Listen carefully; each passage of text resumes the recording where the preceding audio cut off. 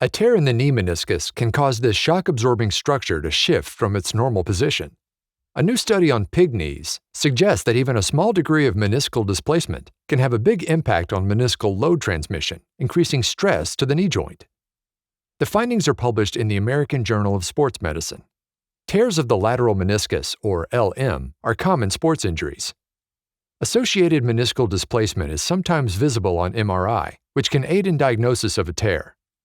However, it's not clear how the amount of displacement is related to the severity of the tear or to the degree of load transmission impairment. To help clarify these relationships, researchers used a robotic system to assess 8 pig knees before and after radial LM tears were created. The system applied a 300 Newton axial load to each knee at 30 degrees and 60 degrees of flexion. A sensor attached to the tibia measured the three-dimensional forces on the knee, while cameras tracked LM displacement according to the relative positions of reflective markers. Each knee was tested under a series of 4 LM conditions, with an intact LM and with a 30%, 60%, and 90% radial tear.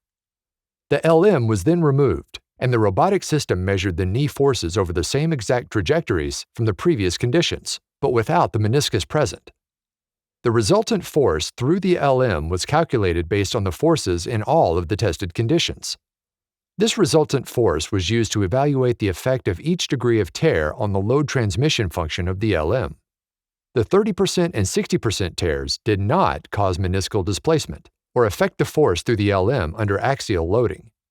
However, the 90% tear caused significant antero-posterior displacement under loading at both knee flexion angles due to tear separation.